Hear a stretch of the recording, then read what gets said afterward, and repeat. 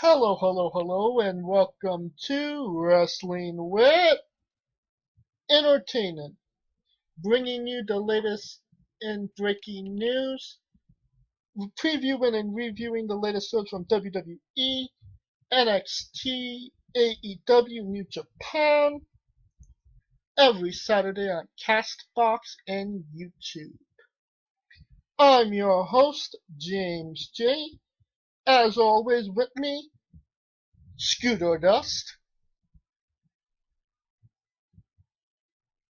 Yo, what's up? And unfortunately, it is not a great day for wrestling. We lost a couple of legends this week. Uh, Earlier in the week, we lost La Parca, who is Technically, we have to clarify it what? wasn't the original La Parca. Were there We have to multiples? clarify it wasn't the original La Parca. This was La Parca Jr., the second La Parca. The man who, not the guy we know today is L.A. Park. This was the man who assumed uh, the La Parca gimmick. He was also known as La Parca Jr. Um, and his name was Jesus Escobosa. Um, and his death actually came from it actually happened. It's been building, unfortunately, from an unfortunate botched, coincidentally, unfortunately named suicide dive back in October. That left him paralyzed, and that over the last 2 months he's just been suffering and uh, passed away from lung and kidney failure due to that. And could you maybe tell us what La Parca meant to pro wrestling? Because, I'm not a big WCW guy. But like I know who Lapaka was. It's like I distinctly remember the chair that little Jakey used to do. Yes, Laparca was known as the chairman of WCW. He always carried a chair with him, used it as a guitar on his way to the ring, danced with it, despite never actually really using it in the ring. Uh, for those of you are who might not know the name, you'll know the costume because it was a giant skeleton costume, a Dios de los Muertos, Day of the Dead type skeleton costume. And perhaps the most infamous moment of Laparca's career doesn't actually involve Laparca himself, but the time Laparca actually defeated Randy Savage on an episode of Nitro, only to take off his mask and reveal that he was in fact Diamond Dallas Page underneath. I mean, people should have So, known the difference. They should have known the difference, right? Just in stature. yes, I mean, but La Parca was also he wasn't the typical cruiserweight. In fact, I don't think he was actually within the actual cruiserweight limit. He was, part of the luchadors that were big, like the Villanos, uh, like Silver King, uh, like like like Cohen and Right, there's a misconception that luchadors are Rey Mysterio size, but in all honesty, they come in all shapes and sizes. and make no mistake, Laparca could do a lot of stuff in the ring, and of course, we're talking about the original LA Park.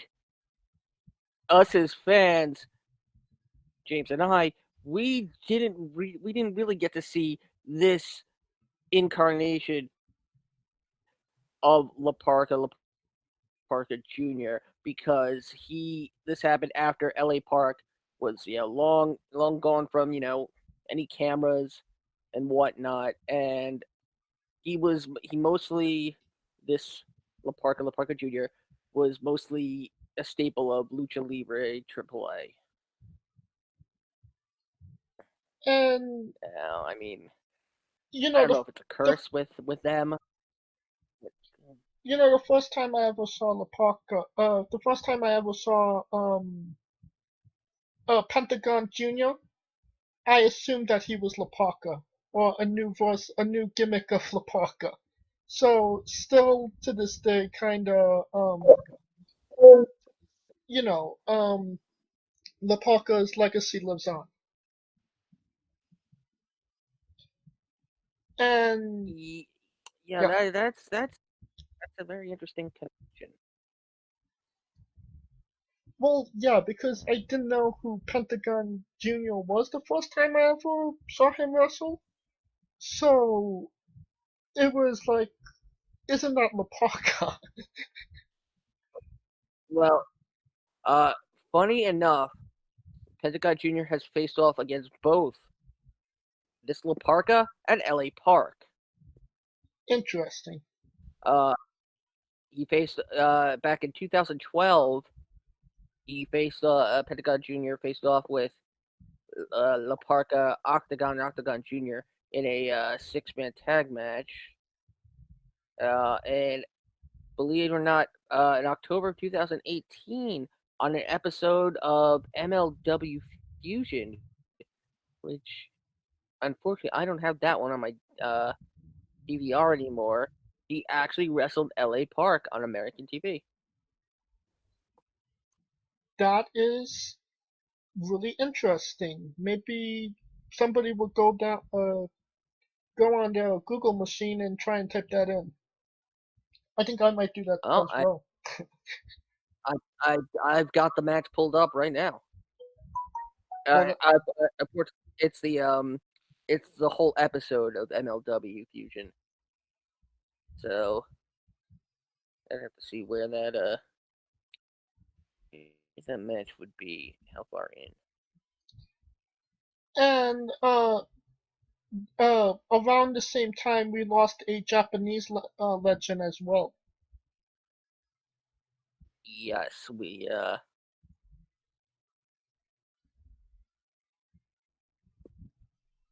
Can you? lost Yeah. Kendo Nagasaki.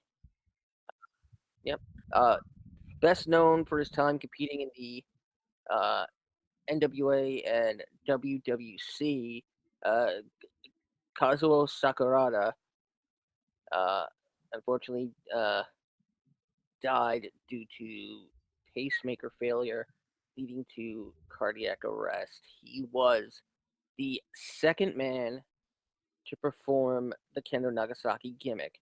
Ironic that we lost two wrestlers portraying the second incarnation of a gimmick.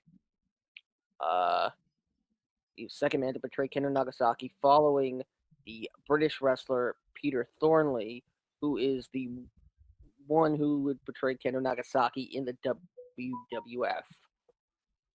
There's a specific show from Japan uh, that the WWE did. I, I, I want to say it's with All Japan. I don't think it's FMW. Not sure, but it had Jim Duggan against that Kendo Nagasaki.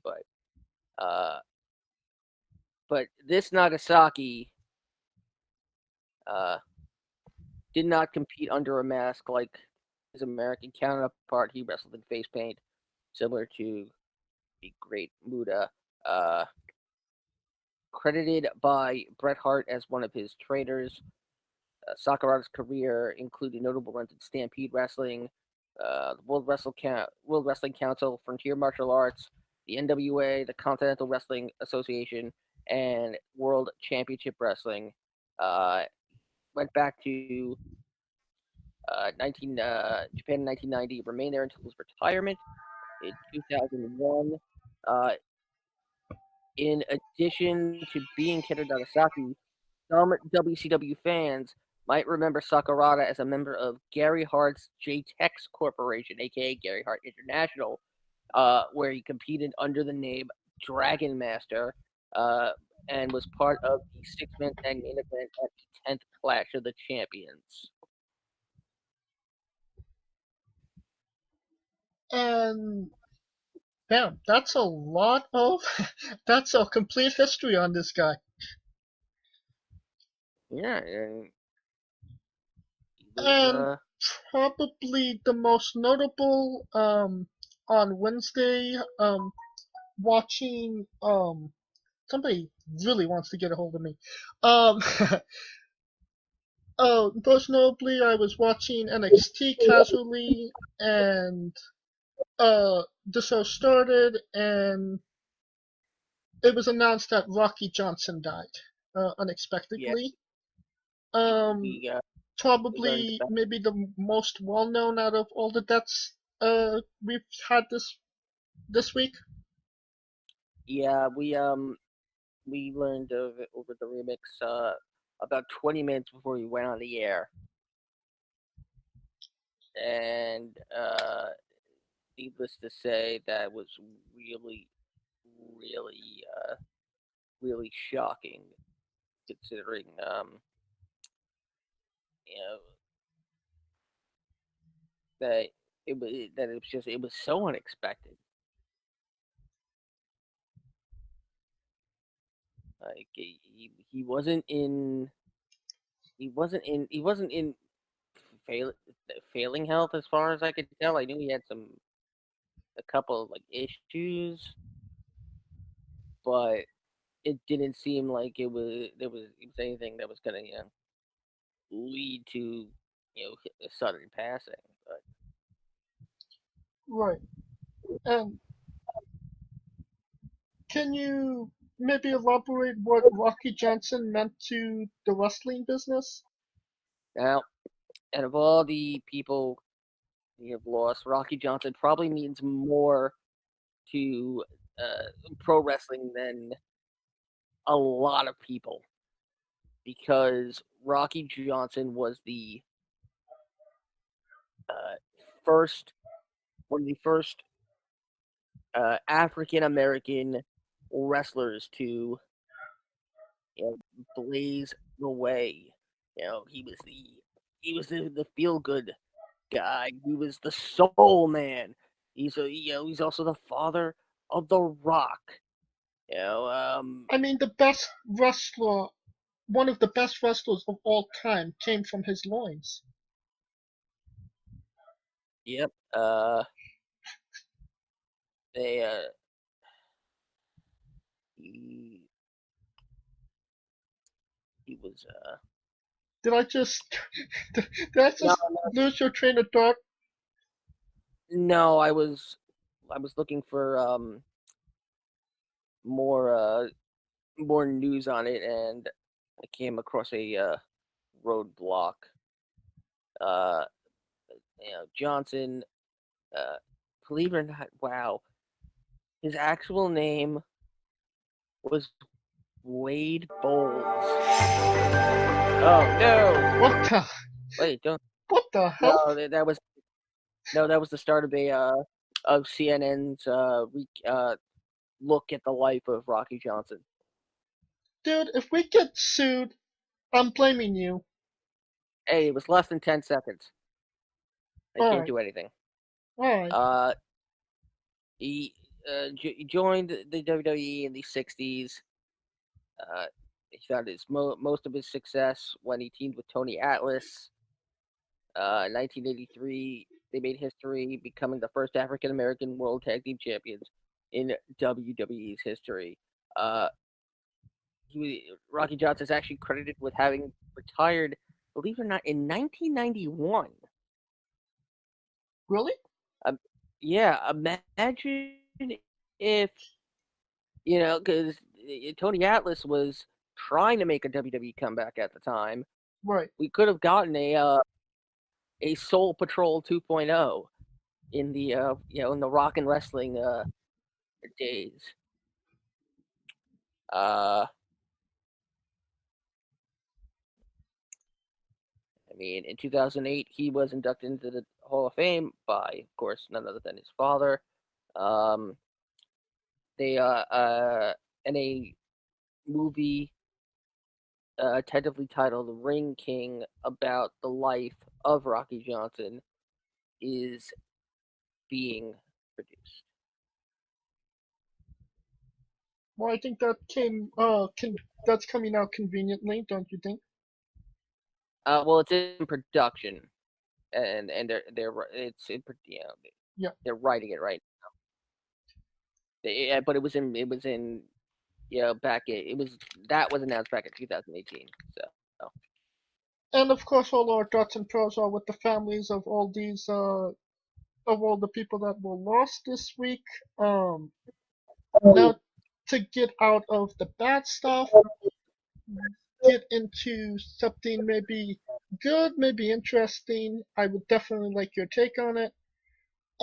Tessa Blanchard won the Impact World Championship, the men's version. yep, but is that tainted by what's going on with her outside of the ring? Exactly, because that kind of came at a worse time. But taking all of that away, forgetting about all those controversies, should a woman hold the men's World Heavyweight Championship? I believe yes. I think there could come a time where it can't be man against woman. However, I don't think Tessa Blanchard was given this for any specific reason or achievement. I think this was really done as a publicity stunt. I Huh. mean, not to take away anything from Tessa Blanchard in the ring, but if you and I hate to say this, but the idea of somebody taking the Impact Championship from Sammy Callahan, it was Callahan she took it from, right? Yeah. That honestly, it could have been any female superstar. You're saying I it's mean, like a copy and paste. yeah, there was no reason to really be invested in it, other than the fact that it was a woman challenging for the the top belt of a company. It, there was no other reason to get involved emotionally in the fact that it was Tessa Blanchard. Well, I mean, they did have a rivalry. They've had a rivalry since like August of last year. So they did build on some type of rivalry that they did have. But I could Like, understand where you're coming from. But, you said it's not any merit or achievement she gained. But do you think that she actually oh, deserves it? does she deserve it specifically? Yeah. I I can't I can't honestly say that she does. I mean, we all we know about Tessa Blanchard aside, I mean, how many consistent Impact fans are there that have, kept up on the, you know, this whole story and have kept up on Impact in general because it's Impact is it's a company that's on the brink I mean, they just and got kicked off Twitch for apparently something RVD and his girlfriend did? Yeah, Katie Forbes,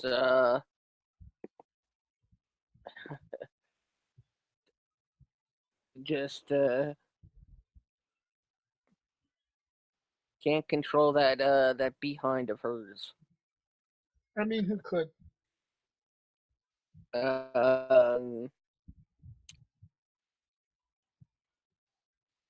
but I mean, she she was, you know, yeah, yeah. It was the sex between Rob Van Dam and his and Katie Forbes. Uh, I mean, it's one uh, thing to get kicked off a network station. It's another one getting kicked off a video game or platform thing. I can't really, I really don't know what to call Twitch, but that's a new low for them, isn't it? the social media streaming platform.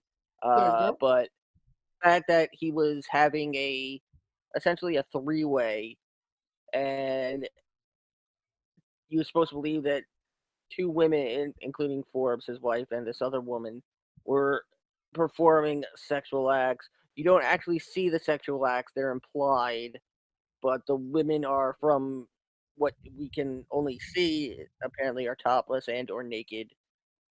Uh,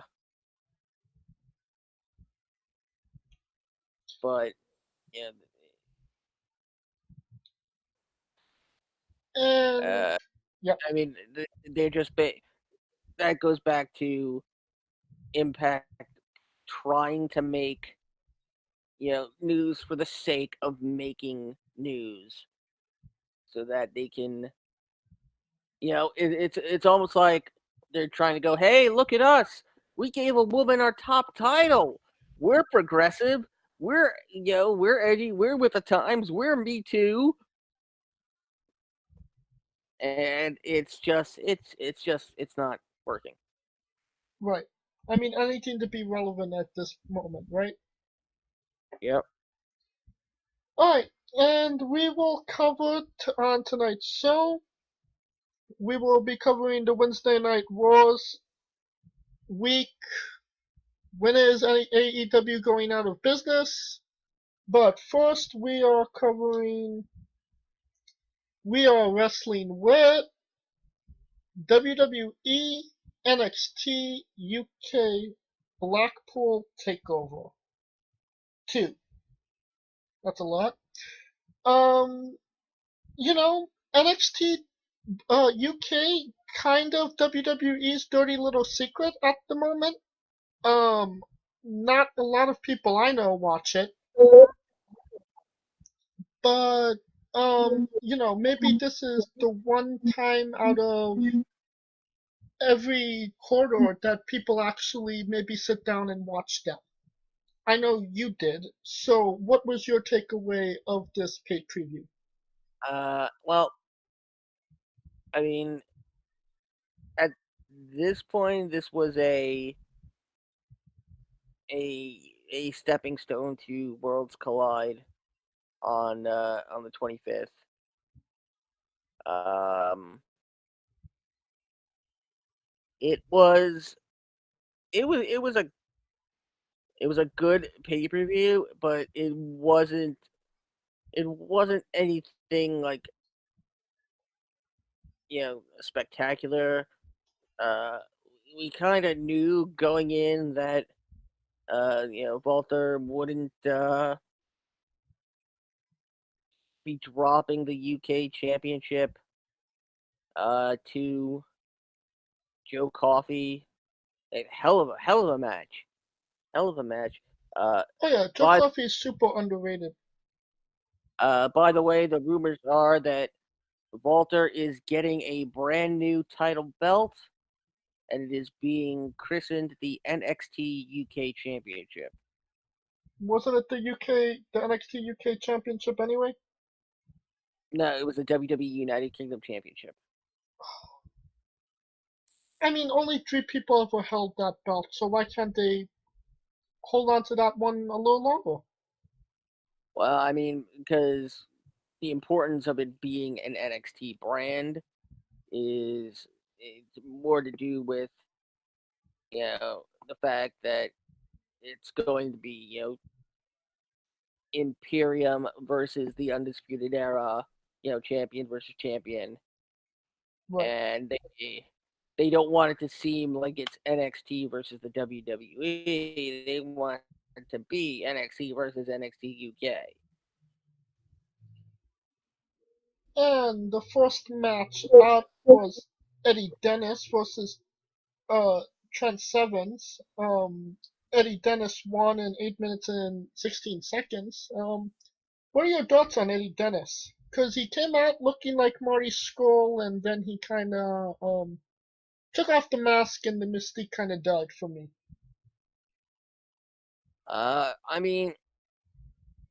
I mean, quite. I mean, honestly, he's great to watch. He's still a little, a little generic to me. I mean, the name like Eddie Dennis, like I mean, the guy came out with a dragon mask, and it kind of was reminiscent of Marty Scurll and the Plague Doctor mask. So I was like, okay, who is this guy? And then he kind of took off the mask and didn't seem like there was any personality underneath there.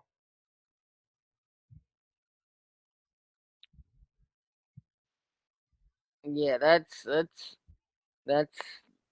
seems like a guy that he's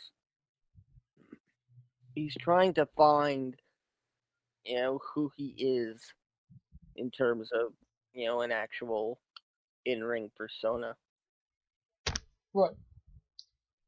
Kaylee Ray retained her UK NXT Championship against Tony Storm and Piper Niven. I'm a Kaylee Ray mark, so I was kind of happy about this. Uh, yeah, I this was good. I've always been quite high on Piper Niven actually. Uh, she's not your typical Your cookie cutter, skinny. She's got some curves to her, and you like that's curves on a always. woman, Scooter? Oh, I love them. I love them. There's nothing more beautiful than a naturally curvy woman. Just ask my wife. If I ever meet her, I will. Believe me, my wife is the curviest. Love you, baby. If you're listening to this, mwah. But yeah, the fact that Piper is a well, I don't want to say BBW because that's some would say that's a little bit offensive, but she's a natural, a naturally curvy woman, and she can go in the ring. She proved it. Uh, Kaylee Ray is growing on me in terms of being that oh she's that heel that you just want to get her off the screen, but you can't help but watch.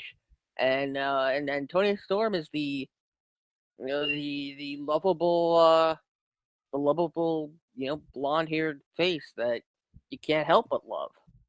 Of course. So this was a good combination. It was a good match, and it's a great jumping off point for uh, what's coming in the future uh, between Tony Storm and Kaylee Ray.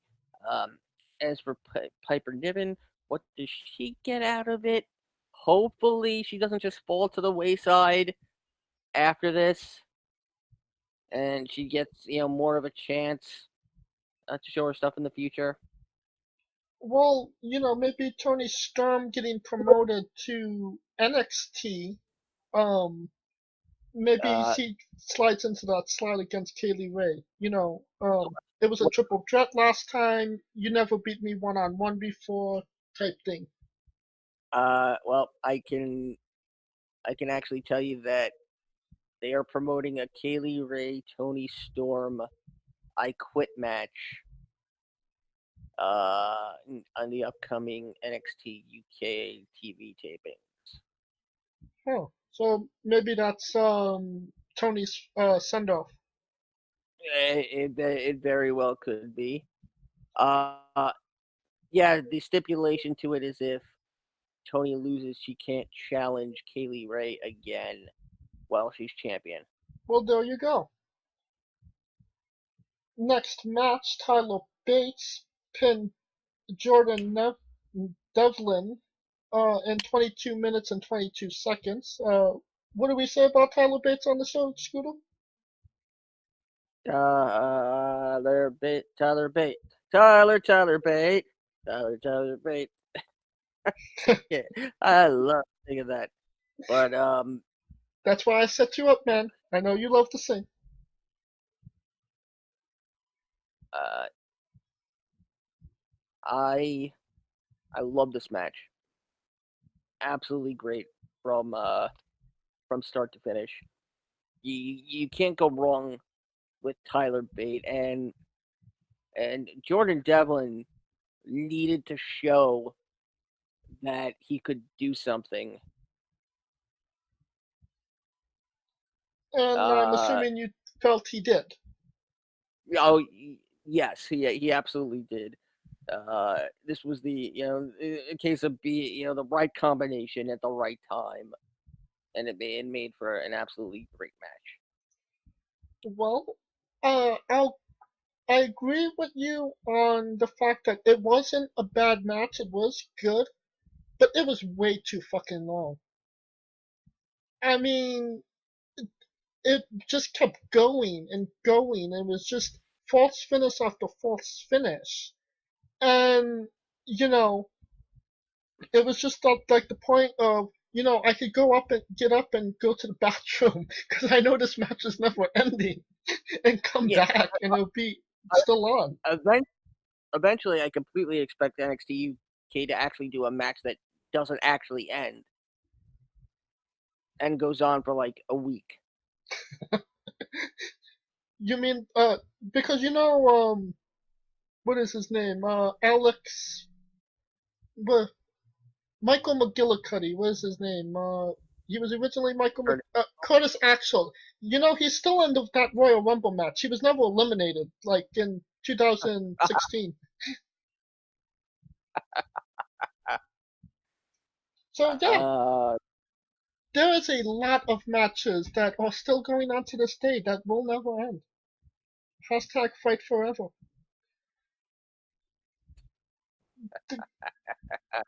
Going on to the next match, ladder match for the UK Tag Team belts. Uh, Gallus, Wolfgang, and Mark Coffey beat Grizzled Young Veterans, Zach Gibson and James Drake, Mark Andrews and Flass Morgan Webster, and Imperium, Marcel Bartel and Fabian Eichner in 25 minutes. It's been a while since I've seen a multi-tag team ladder match. I think the last one in any WWE and TV of any sort was WrestleMania 33.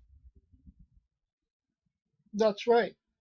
NXT did one at a Takeover about a year ago, I believe. That the Street Profits won. Yes, yes, that is true. Yes. Um, I'm a bit puzzled why they wouldn't shoot the belts onto Imperium here. Right. If you're going for the fact that Imperium is supposed to be the dominant force, it makes, and especially if they're going up against the Undisputed Era, it makes sense that they are, the essentially the equivalent of the of the NXT. They're supposed to be like the opposites, Right. the light to the dark of the of NXT. Um, and again, I've always wondered why Fabian Eichner even has a job. So, Right. Well, hey, he's doing well for himself now. I mean, Um, eh, yeah, Wolfgang obviously a part of NXT UK in its inception. Um, Mark Coffey and Joe Coffey kind of getting in there afterwards. But I agree with you. Undisputed Era tag team champions. They kind of should have won. It would have made more sense that way, but I mean, and the yeah, Grizzly Young Veterans and Mark Andrews and Flash Morgan Webster, they don't need this win because they're competing in the Dusty Classic. But then again, so was Gallus, and yeah, and they're out of it now. So right. Didn't Mark and Andrews and Webster get eliminated as well? yes, they did. Yeah. But the Grizzly Young Veterans put they spoiled the WWE debut of Alex Shelley. Yeah, I don't think anybody's crying about that. I am. Is it kind of wrong that I was rooting for Grizzled Young Veterans in that match? No, because Alex Shelley and Kushida they don't need that. They they they don't. They're not a WWE tag team. Yes, they were the Time Splitters back in New Japan. Yes, great, but this is honestly this time with Kushida and everything is, believe it or not, uh, just killing time until they can lock down Chris Sabin. Oh, so they signed Alex Shelley? He's a part of NXT now? Shelley is signed to a short-term deal, from what I have read. Yeah. Release him and send him back to Ring of Honor. He has been competing on NXT house shows. Yeah. So Alright, and that takes us to our main event. WWE United Kingdom Championship. Walter beat Joe Coffey by submission in 27 minutes and 31 seconds. I think the thing I like about Walter the most is that he doesn't win uh, a match the same way every time. I mean, talk about false finish after false finish. Like, uh, I mean, yes, NXT UK tends to deliver on their takeover main events quite often, but they also end up getting bogged down in false finishes and people people showing up. I mean, you had friggin' Ilya Dragunov even showing up to help fight off you know the rest of Imperium and Alexander Wolf. Uh,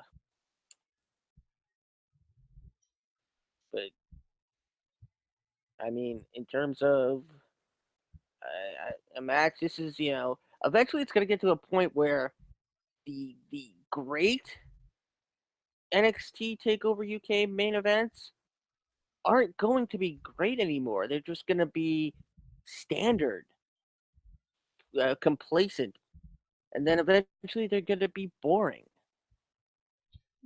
Why do you say that? Because the card kind of is meh, so it kind of overshadows the main events, or No, because they're going to keep doing the same 27, 28, 29 minutes, over and over again, thinking that what the fans want, and they, they gotta realize that they don't have to go 27 minutes, a half hour at a time to get over. you think that's just because they feel they need to go 30 minutes, or do you think that they're filling in the time because they only have like 4 or 5 matches on a card? Uh, it could be a little bit of both. I mean, NXT UK has some of the most rowdy and devoted fans. So how much of deciding on the how long a match goes is fan service based on what story they want to tell with the match. Like, what story were they trying to tell with Walter and Joe Coffey? Was it that Walter's a tough son of a bitch that can take a beating and still beat a guy that's as big as him? Right. Possibly. Uh, yeah, but then you, you gotta learn to tell more stories with Walter and have it, not have him just rely on his in ring ability because you know you, when's when's the last time you heard Walter give a 5-star promo? Right. You think that's in part of him not speaking perfect English? Yeah, because you could you could get him to deliver an interesting promo if you took the time to to teach the guy. Right. But it's like it's these days the WWE is impatient and you know with their plan to lock down as much talent as possible. They're not. It's not surprising to see them not develop somebody in terms of their character and letting them just go out and win the crowd over with just their wrestling ability. Where do you think NXT the UK takeovers compare to normal NXT takeovers? In terms of the fans at NXT UK make the takeovers more special. For some reason, they're louder. They're they're more into it. Yes, NXT in Full Sail have their devoted fans too, but I mean, when's the last time you heard a US NXT takeover? When's the last time you heard the fans potentially blow the roof off the arena? Um, It's well, they come pretty close with those death matches type things with Johnny Gargano or like when we saw right, War like it was Games, and it seemed like they get. I think it's just different types of fans, you know. yeah, And in America, we scream our head off, we're loud. In Japan they clap politely because because it's the polite thing to do. And in UK they sing. They don't cheer, they sing. Because they do the soccer chants. And yeah, the thing that I've always felt was that wasn't really cheering to me. that was they were more into themselves than into what they were watching. That could just be me, but No, I actually agree with that. That's it's like the crowd is like trying to get itself over. right. Just for the sake of, oh, we're a large group in front of a camera. Let's be remembered. I mean, it's You know. you would get the same kind of reaction if you went in a pub in England.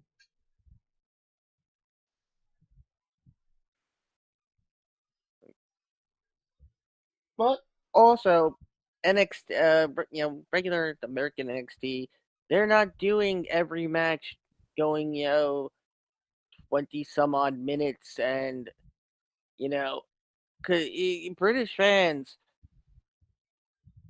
oddly enough, they don't seem to get tired of false finish after false finish. They eat it up.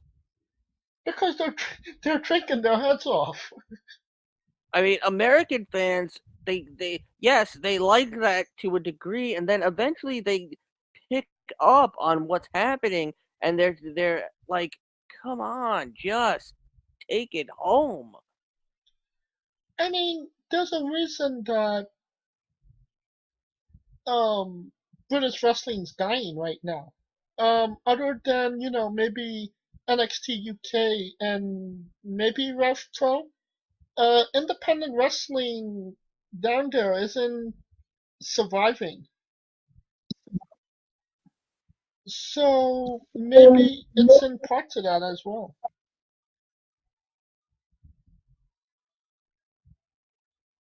Well, I mean, what else is there left to say without sounding like a broken record? Right. And that will conclude our coverage of NXT UK Takeover Blackpool 2. And now we are wrestling with the Wednesday Night Wars, week whatever. Um, let's start with NXT. We start off with the Dusty Rhodes Classic matches. Matt Riddle and Pete Dunne advanced. What did you think of that mustache on Matt Riddle? That was creepy. So not thinking the porn Uh, stash on Riddle? yeah, that was like, okay, he doesn't have the face for a mustache. I didn't even realize he could grow facial hair, quite honestly. So you're saying he shouldn't join Mustache Mountain? He is a mustache mountain. No. uh, uh, Speaking of Mustache Mountain and DIY at Worlds Collide, simply for old time's sake. I wish they would have done it a different way. Maybe built more of a story between Ciampa and Gargano, other than just, yeah, I'll team with you, sure. Like I mean, that's freaking what they said. Like, just for old time's sake. right. It, it devalues Ciampa a little bit as a babyface. Um, second match, Grizzled Young Veterans defeated Kushida and Alex Shelley to advance.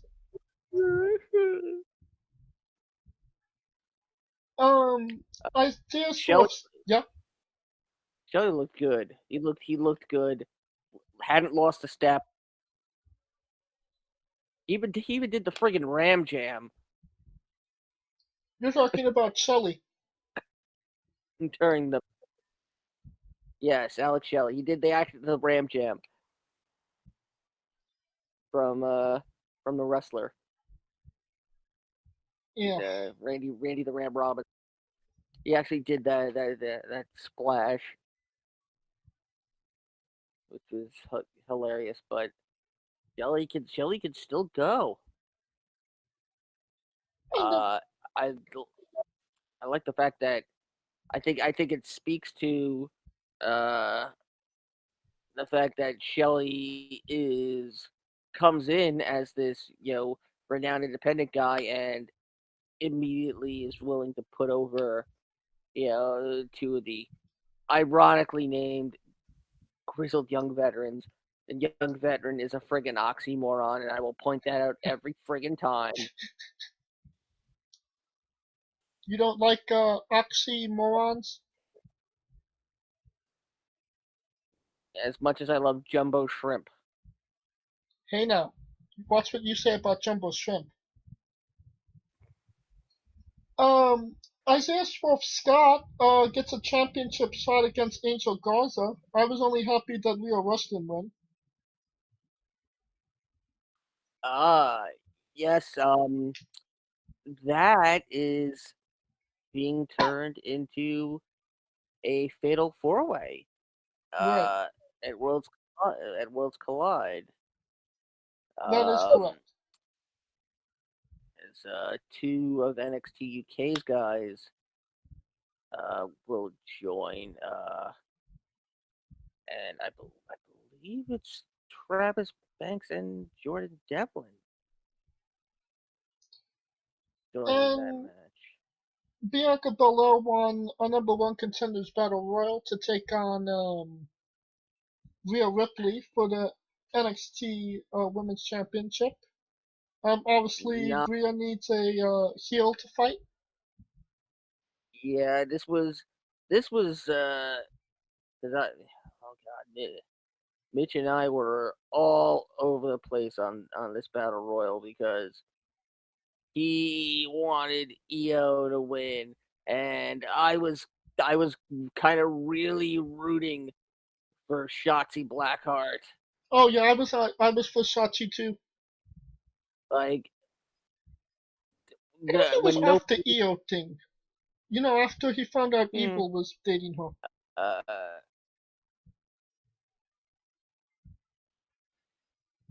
mm, uh, um,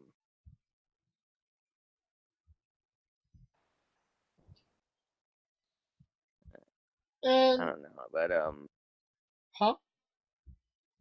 you had you had Casey Catanzaro Who we thought was return, retired at one point. hmm and the official NXT debut of my girl Mercedes Martinez. Love her. Yeah, having the privilege of having worked with her in the past is great to see uh, Just be her. honest, Scooter. Did she beat you up? No, she did not. In fact, there were a couple of times I had to tell her to wrap up a match because she was taking too long. Oh, so she didn't beat you up in the ring. She beat you up in the alleyway after the show. No, because I was long gone. I was like, "Tell Mercedes I'm not here." Even if she's looking right at me, tell her I'm not here. She can only find me by smell. No, She can smell no. fear. Okay, Yes, and so apparently, yeah, never mind. I'm not gonna go there. what what was the top moment from NXT?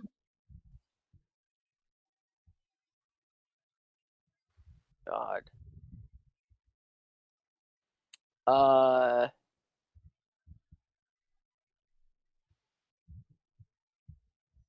the probably the official reunion of DIY.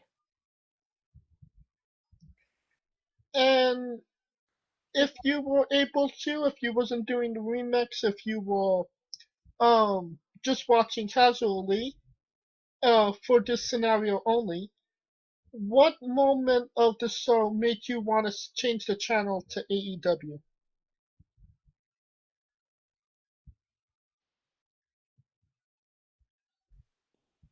Well, this is unfortunately a question I think I have to abstain from because on Wednesday night I was I was dealing with some other news that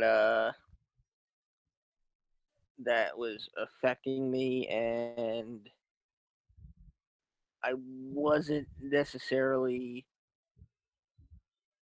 uh, giving both shows the attention I wanted to. Uh, it So honestly, I can't. I don't think I can give that type of answer. Alright, fair enough. And now we are wrestling with AEW Dynamite, Dash at the Beach. Um, it's worth mentioning, also Pampiro for Forbo also passed away this week. Um, Okay. we have, you know, AEW has some of the um, best tag teams in pro wrestling right now. And who gets a number one contenders match?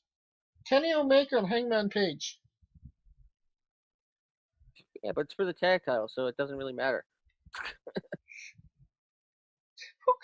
They have the best tag teams. How could it not matter?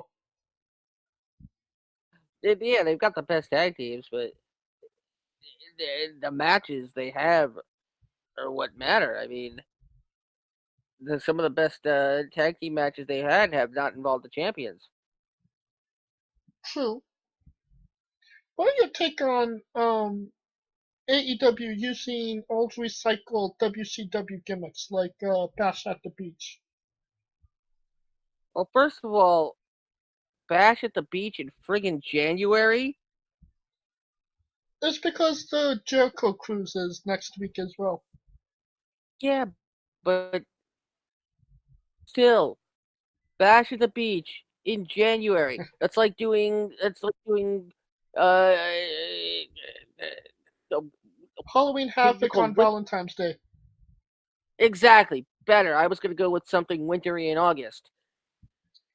December Uh, to Dismember in August. yeah, but that's just literally just it's like it's like doing the St. it's like doing Valentine's Massacre in December. uh it's like doing Spring Stampede in December. Yeah. There we go. Or the Great American Bash in December or January. I think we could go all night with this. They wanted to just capitalize. I mean, in all honesty, they probably could have come up with something that didn't require Bash at the Beach. I mean, Do you think that it's a wise decision to use the ideals of a dead company? uh, yeah, it's probably not, especially considering that uh, it's a pay per view that didn't exist. The name didn't exist until '94. Prior to that, it was Beach Blast, and they could have come up with something else. Original. Like Beach Brawl or you know, God, so, they were in Florida. Call it Sunshine Slam. Oh, no, do not call it that. Uh,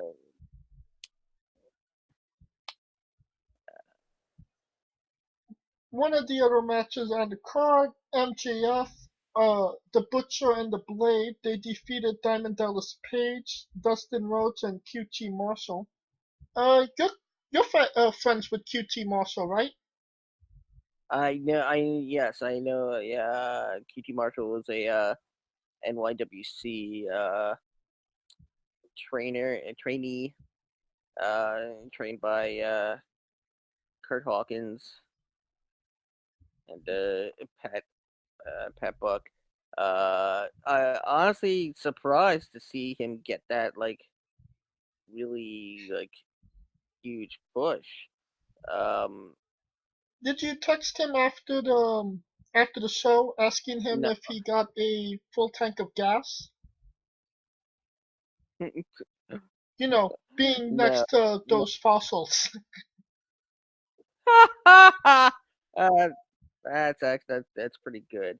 Uh, I have to admit that when I saw his intro video, I kind of thought they were doing a combined commercial for Applebee's and T-Mobile. Applebee's T-Mobile, they merged? That's what I thought when I saw like the whole thing, and it turned out, oh, that's a Q and a T. Which I find it odd because he's not that good looking.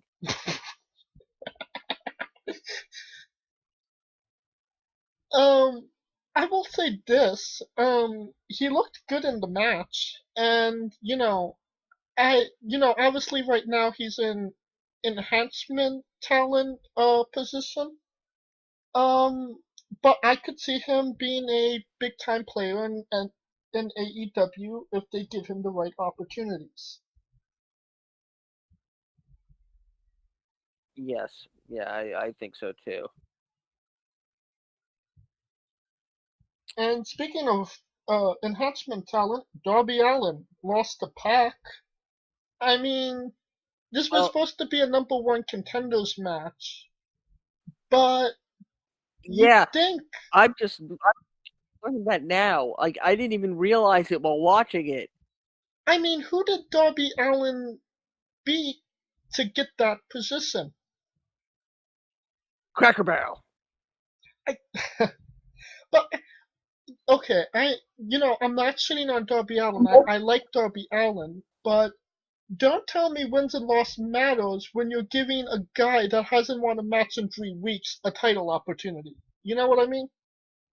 Like maybe it's like one of those like, oh, he picked your name out of a hat, so like I mean, don't say that. it could have it could have been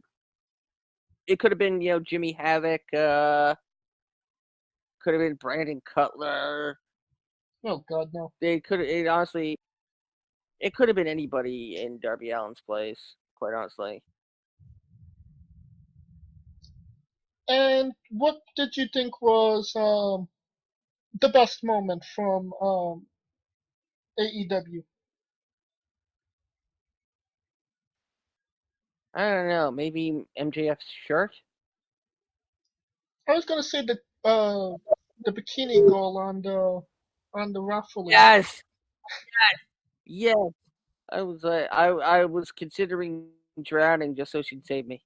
Oh yeah, yeah. Save me, Um, Miss Lifeguard, save me. what what was the better show, NXT or AEW?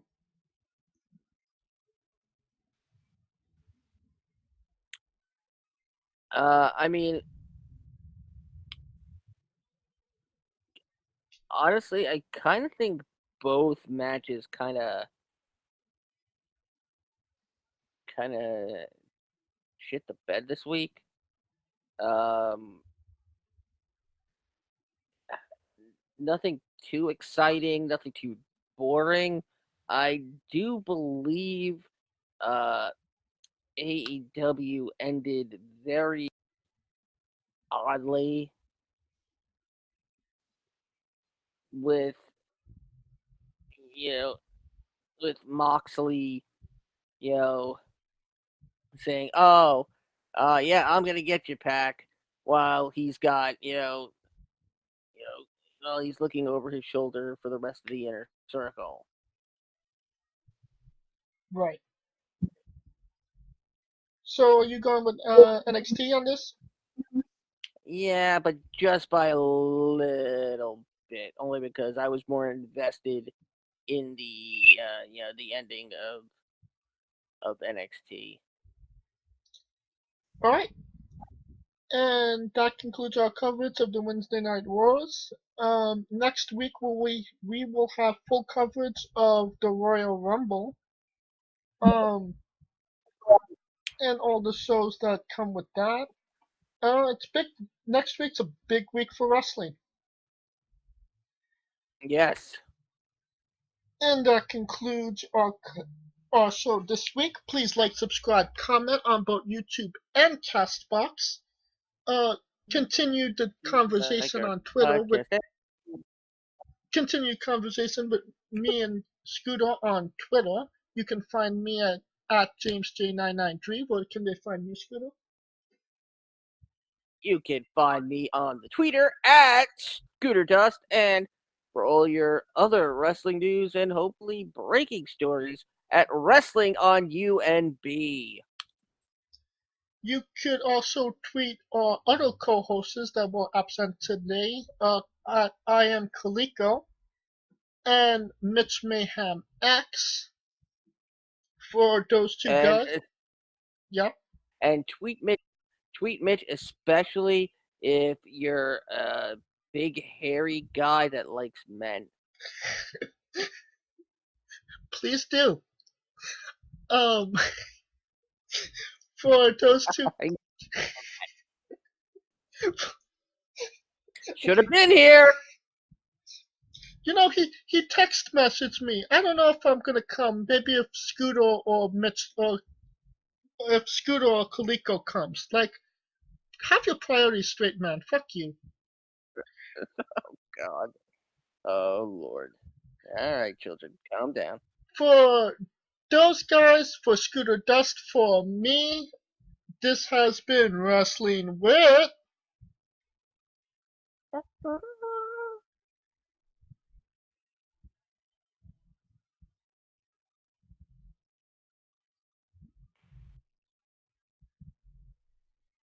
Entertainment.